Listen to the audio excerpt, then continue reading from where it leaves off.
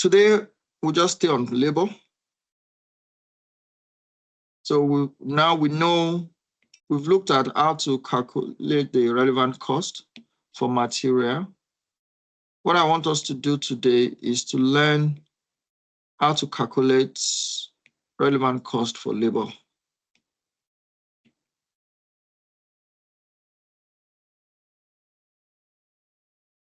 But those are the two categories that I know is heavily tested, right? So, and they can put a lot of scenarios, try and confuse you as much as possible. Understanding is always going to be the way to help you out. Obviously, I'm not going to start telling you what labor cost is, but just to remind you, it's totally different from material. Yeah, material you always have to buy, keep in store, and all of that. Labor, referring to people who have to work for you. Yeah, and usually either you're having a skilled labor or unskilled labor, whatever labor you have, you just have to pay them to do the job that they have to do. And also remember that sometimes you have excess labor. When you have excess labor, what do you call it?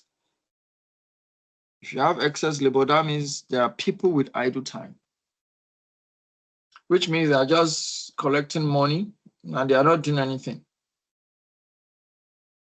So if you have people with idle time, you know that is similar to when we're talking about materials and you have the inventory in store and does not have any use.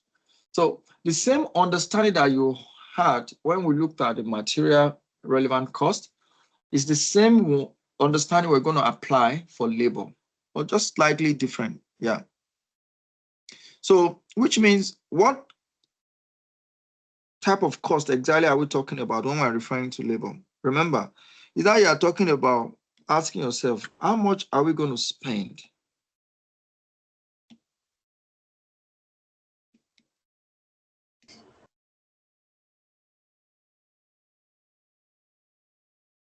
Or you are asking yourself, with that decision, how much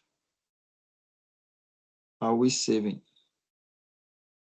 Remember, even in material as well, there are situations whereby you'll be making savings.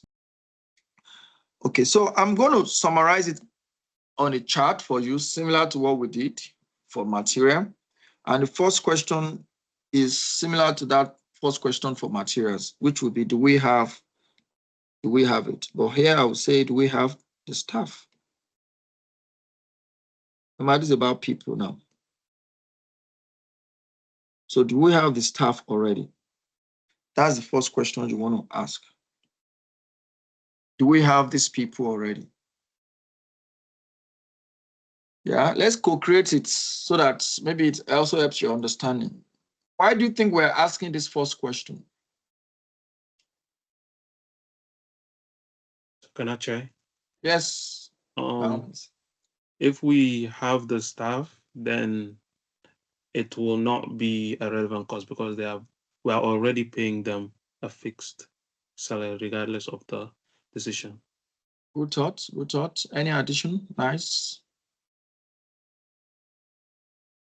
What do you think?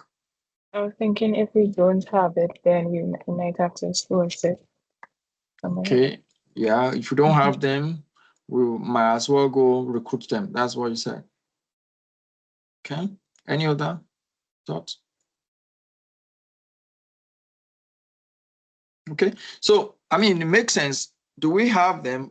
If we have them already, like Usman said, then we shouldn't be thinking about incurring another cost, right? But the reason why that might not always be the best answer to it is a similar reason in inventory. Remember, when we have inventory, we cannot conclude that because we already have it, it is zero.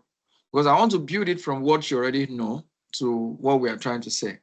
So remember, when you have the inventory, you're now asking another question, whether you need the inventory, whether it is useful currently. The same way you are asking yourself, okay, if we have these people already, so which means we have yes or no now. So let's say, yes, we have them. No, we don't.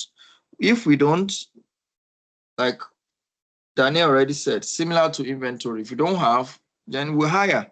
So which means the labor rate will be our relevant cost. So this is easy. That will be our relevant cost here. If we don't have these people, we need to go and recruit people. And that is the future cash flow. Yeah, tied to our decision because we want to do something. So we need to go hire people to do it. Now, this is where we're talking about, yes, we have them. The same way we say, yes, we have inventory. And we can't stop them because the question is, if we have them, are they busy? Which means they are useful. Are they useful? Remember inventory, you were asking, we have the inventory, yes, but is it useful? And we said, if it is not useful, then zero. But if it is useful, opportunity cost, right? But not even straight to opportunity cost. We now even ask, can we replace the inventory so that we can just buy another one with the replacement cost? Or if you cannot replace it, then automatically opportunity cost comes in. The same way we're applying it here. Do we have the people? Yes, we have the people. But we now need to ask whether they are useless or useful. And that the question is now, are they idle?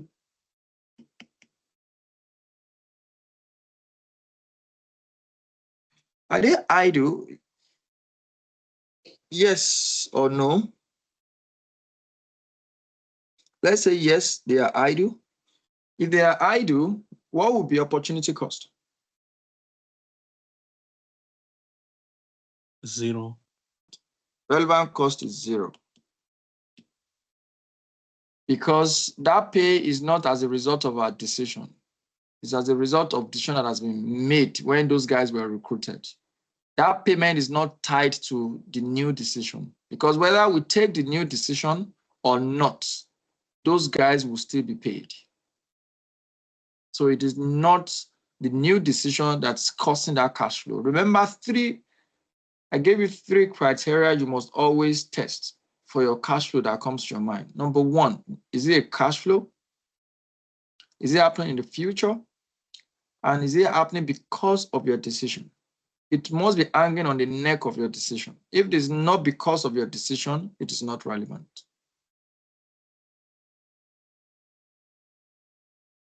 You need to test yourself a lot, your understanding a lot with relevant costing, because this is a major part of your exams, C and D. Extremely, extremely important. And there are even concepts we're going to build on relevant costing that's even much more complicated than this.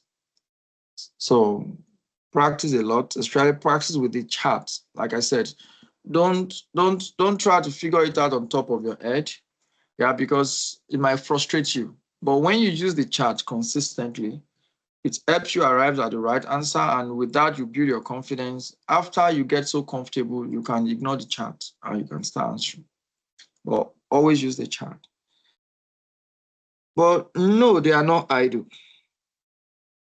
I'm trying to let you see the similarity between the labor and material charts so that it's just single understanding you are having and you don't have to start thinking labor differently, material differently. They are the same concept. And it's the same concept of relevant costing, right? So the only difference is that instead of asking whether you can replace them for labor, what you'll be asking is whether they can work over time. Yeah, over time. Yeah. So can they work over time? Because when they can work over time, then what you are trying to do is they will do the work they are doing currently, right? But you are buying more hours. The same way you are buying new material if it is replaceable. Yeah, let me repeat. Are they idle? You said no, they are not idle. Then the next question is, can they work over time?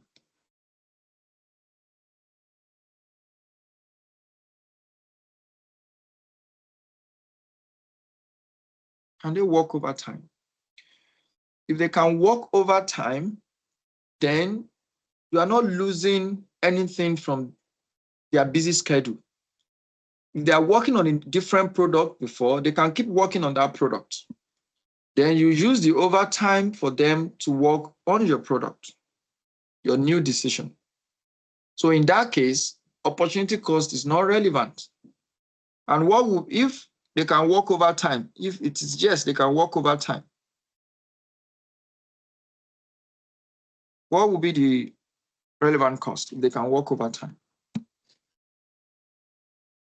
The overtime? Exactly. So which means it's just the overtime cost, which is almost like the new hours you bought, right? Just like the new hours you bought. So which means the overtime rate is your relevant costing.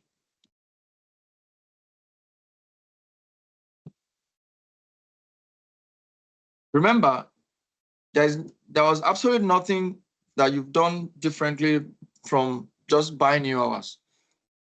It's almost saying like, get new stuff. It's almost saying that, can you replace the material? Yes, buy new materials. Similar here, yes, they are busy and they can work overtime, which means I can get more hours from them. So just buy more hours. And it's slightly different from this one when you don't have them at all, because overtime rate might be mostly different from your normal labor rates. Because most times when people want to work overtime or weekends, they charge more money. You see, if you see people who work on shift, a lot of them really, they will do everything to make sure that they get shift on public holidays because they get double of their salary.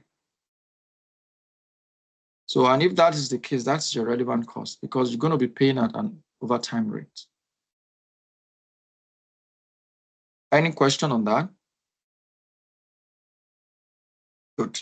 Now, no, they cannot work overtime. What is the implication if they cannot work overtime? Before we even decide on the relevant cost, what is the implication for us? If these people that we have, that we want to use for a new decision, they cannot work overtime, what is the implication for the company? Forget the relevant cost for now. What does it mean? So, because understanding first, right? What does it mean for us? They don't have the staff for that new project. Okay, you think we don't have, okay, so they will still work on the new project. Remember, we want to decide the relevant cost. So they have to come and work on the new projects. Well, then it will not be enough for the new project and what they're already working on. Exactly. And which one will suffer?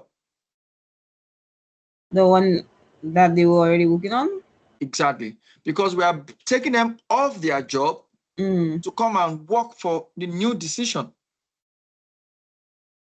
Yeah. Which means the previous job they are working on will lose because we cannot deliver on that job. Remember, you are a management accountant and the management wants to take a decision whether they should pursue the new decision. That is why you are doing this work. And for them to be able to decide whether they should do the new job, they need to know what is going to cost them.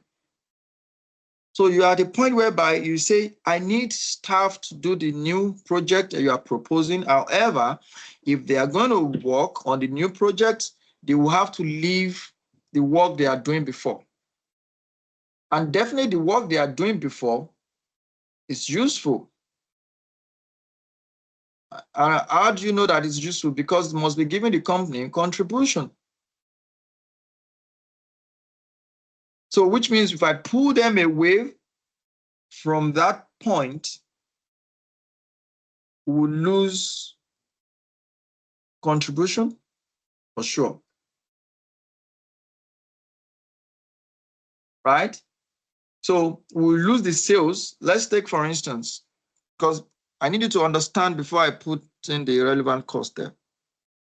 Look at this situation. You have Usman. working on product G.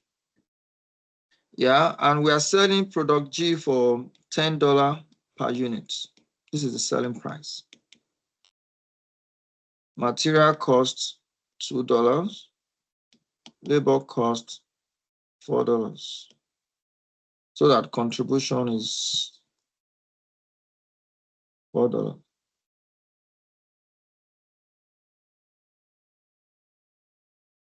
Yeah. So contribution is $4. And if you look at it,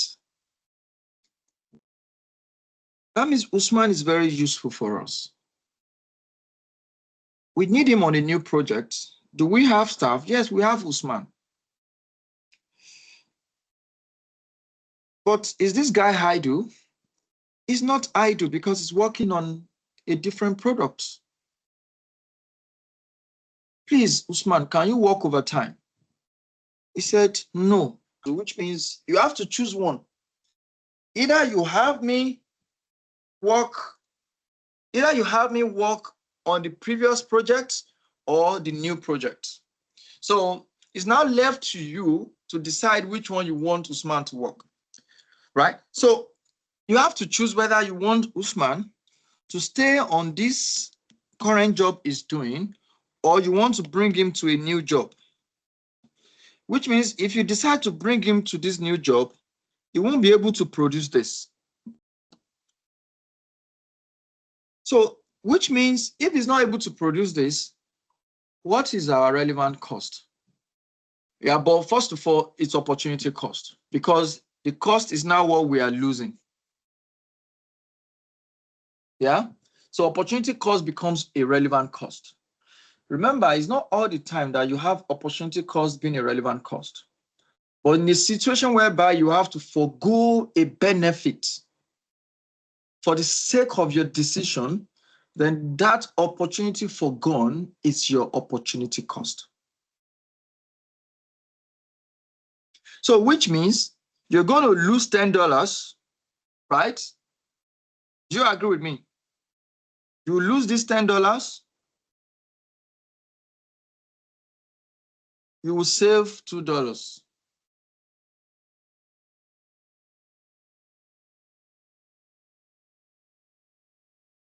Right? Because you won't have to produce that product. So material costs will not be necessary again.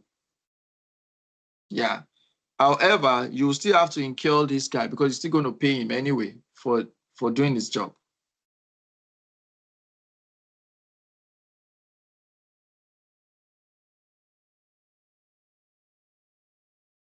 Is it making sense? So naturally, anytime you are going to defer a benefit for your new decision, automatically opportunity cost becomes a relevant cost.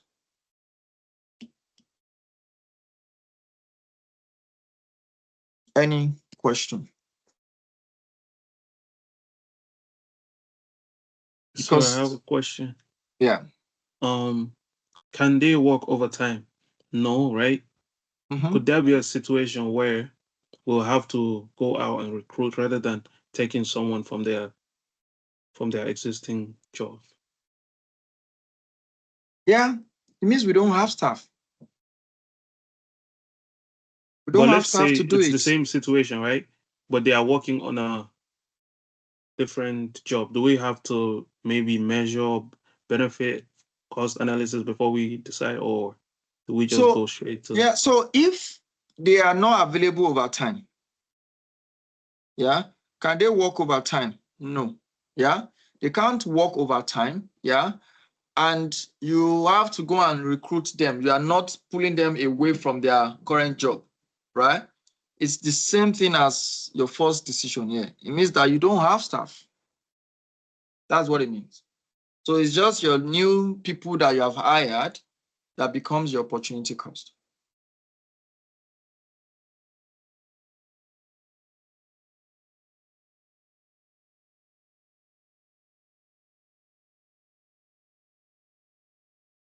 Any other question?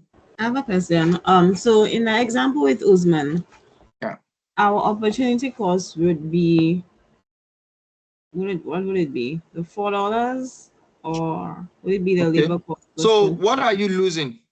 In this scenario, what are you losing and what are you saving? Okay. So you would be saving, I guess, the material costs to pay. If you are going to bring Usman away from this job that he's doing, what are you going to lose? Let's identify it. What are you going to lose? You're going to lose revenue of $10, Which is the $10. right? So Yeah. that means, so cost is already, you're losing $10 because anything you are losing is a cost. Yeah. Anything you are Okay. saving is a benefit. What else are you going to spend money on? You're still going to spend money on labor cost, remember, Labor. because it's not going to be working on your new project, right? So you're still Yeah. going to incur costs of $4.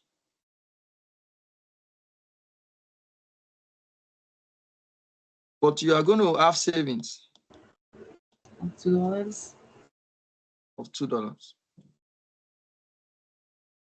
So, however, remember that this savings is negative because you are not going to, it's not for this situation, you are making a savings of $2, but the revenue you are actually losing is this. This $4 goes to the new project. So, which means what you're actually losing from taking him away from that job is the total of $8, which is your relevant cost. Okay. Another way to look at it, whichever one makes it easy for you to understand, is to think about it. The real opportunity cost is what you are losing, which is the net of contribution. Yeah? Yeah? Opportunity cost, I lost contribution of $4. Now I bring Usman to the new project and I spend labor cost of how much? $4. $4. What's the total cost? $8. So either way you think about it, you always have that same position, the same answer, right? Is that you are looking at, I'm losing revenue, but I'm saving material. If I pull a staff out of a current job, because they won't have to produce that product again, or at least that quantity of product will not have to be produced. But now I bring him to my new project. And if I bring him to my new project, I will pay him and I will lose contribution from the new project. Either way, it's the same output, the same answer you arrive at. So the first one is just on material. I need you to use your chart to tell me the relevant cost for material crews. Remember, the annual demand, the current demand for that material is 70,000 and the company has a capacity for 80,000. Yeah. So which means currently demand for crews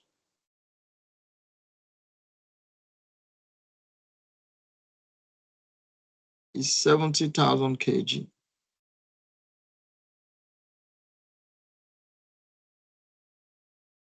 Yeah. And capacity of Danco is 80,000. If we produce the whole of 80 kg capacity, which has a maximum capacity, we're only going to have just 10,000 extra. And that 10,000 extra is useless because we can't sell it. We don't have demand for it. So it's useless. But the remaining 5,000 that is available out of that 70,000 or out of that 80,000 is useful because that 5,000 will have to come out of the 70,000.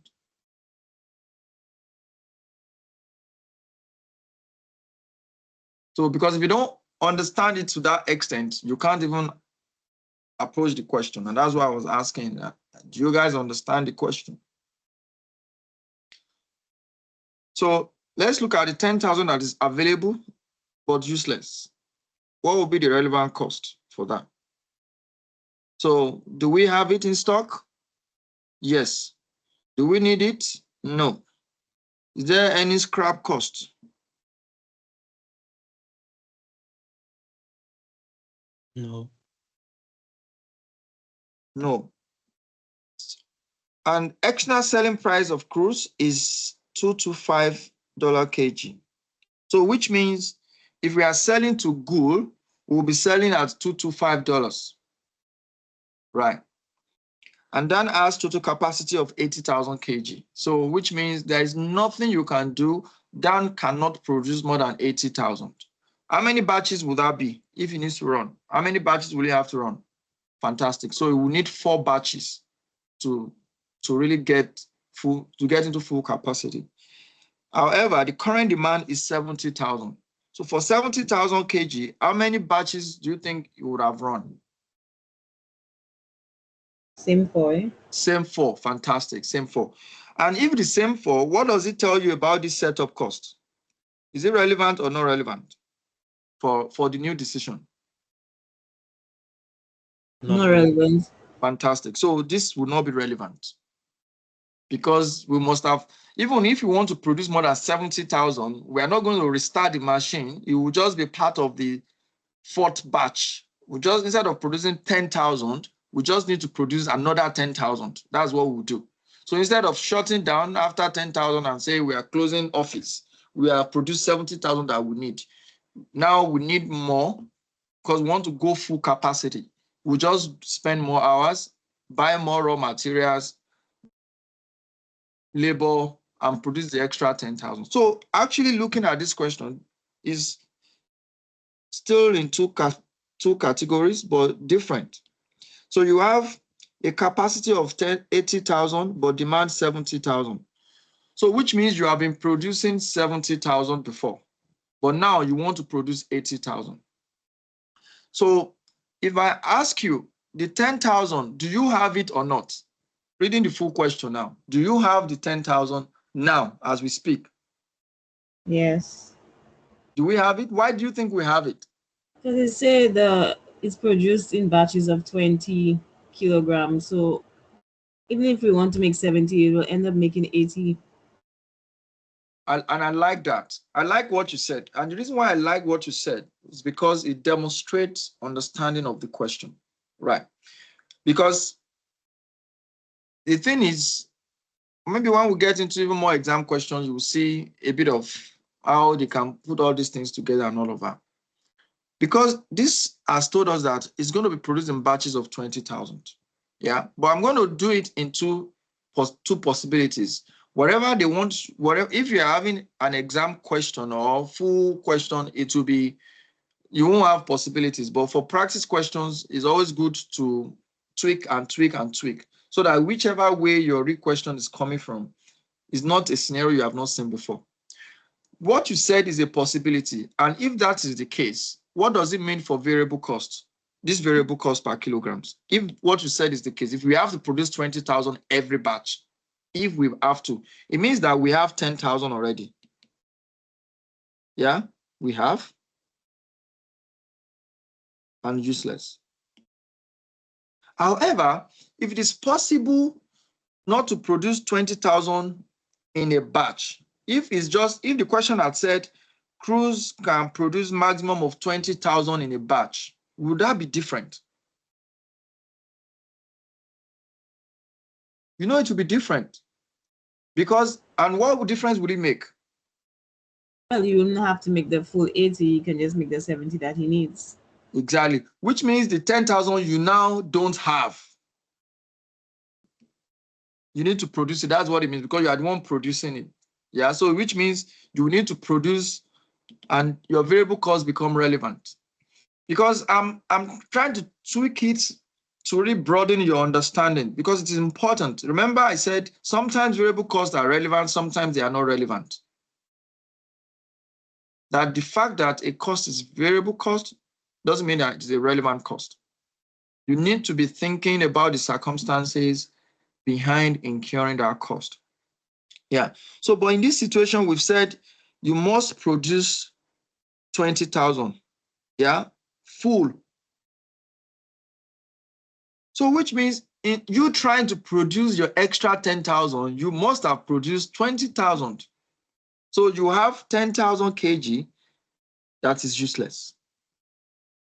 However, you still need 15,000 anyway. So, and that's what you're trying to achieve. You want to know how much the cost of your 15,000 kg is. So the extra 5,000 that you need, you have to take it from your existing customers' demand.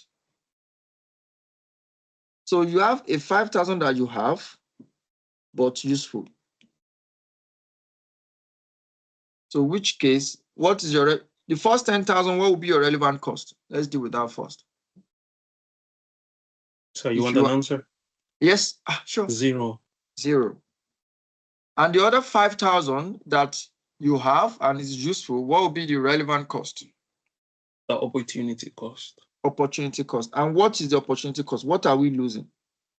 This is your opportunity cost. This is what you are losing. You could have sold it. You could have sold it to Gul at 225 per kg. Remember, opportunity cost is what you are losing. What am I losing? Because I have it, I need it. Yeah, I could have sold it. I could have sold it for 225. However, I want to divert it into something else. Then that becomes my opportunity cost, because that is the benefit forgone. That is the benefit I am losing. The other 10,000, I'm not losing anything. That is why it's 0. Because the 10,000, whether I take this decision or I don't take this decision, I will always have that 10,000, and all the costs associated with that 10,000 will still be incurred. From the setup to variable cost to everything, they will still be incurred.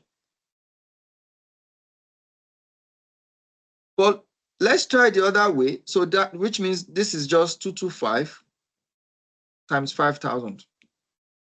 Now, assuming that the other scenario, which means the batches is just 20,000 maximum, and you can produce in any number you need in a batch. Yeah. If that's the situation that you don't have to make a batch full, you can produce 10,000 if you need 10,000 in a batch. If we decide not to take this decision, we'll still run 4 batches. Yeah. However, we only produce 10,000 units on the 4th batch. If this decision never came up, we will run 4 batches, 70,000 units or 70,000 kg. So which means we will not have to incur cost on materials and on labor.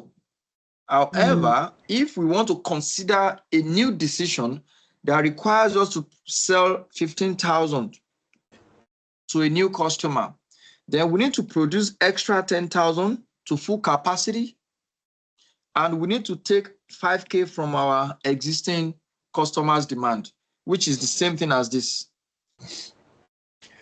This is the 10 kg that will make a difference, because in that case, the variable cost becomes important, because we now need to incur money on materials and on labor, and that will be at 200. So I have a question regarding the setup cost. I'm not sure I'm correct. Right. So you said we can produce whatever, right? If I'm yes, not but mistaken. maximum capacity of a batch is always 20,000. You can't do more than 20,000 in a batch, but you don't have to do 20,000 as a must. That's the second scenario that we are just considering. So if the demand is 70,000, right? Yeah. Does that not mean that we have to turn on the machine again to produce another 10,000? Wouldn't this setup cost be relevant? No, so if you so remember, in a situation like this, it's a demand that we have. The demand is 70,000 in a year. Yeah, they are not saying that they have finished producing the 70,000 in that year. Do you understand? Worst case scenario, maybe you have done 1 batch or 2 batches, but the opportunity that you need to understand there is the fact that if I'm going to run 80,000 capacity machine, and I have to produce 70,000 for my customer, and I have a new customer coming in, then I bear in my mind that I'm going to run full capacity. I'm going to run 4 batches. It's not like they've already run the 4th batch. They've not run the 4th batch. Do you get? Yeah, but I understand where you are thinking to say, okay, yeah, if you have already finished your 10,000, and that means to get another 10,000, you need to restart the machine again, then incur 20,000. Yeah. Yeah. If that is the Again. case, the question will be clear to tell you that the 70,000 unit has already been produced. So it's not like it's impossible, but I like the fact that you are reasoning, because that is understanding that I want. Because you need to be reasoning, because like I always tell you, examiners does not have one way of asking you, and that's why I don't teach you to memorize. I need you to understand. Because when you have that understanding, regardless of how they are tweaking, in fact, you are the one that will be tweaking when you are studying. You'll be tweaking it and you say, what if, what if, what if, what if, what if? Because there can be several what ifs. And that is why that understanding is just extremely important. And always shout if you don't understand. Okay? So in that case, your relevant cost will be, you're going to have 200 times 10,000, and you're going to have 225 times 5K. And the total will be your relevant cost for that product. The first one we did is 225 times 5,000. What is that? Yeah. So that's 1.125 million. And the other one is, so you're going to have 200 multiplied by 10,000 plus that. So that's 3.125.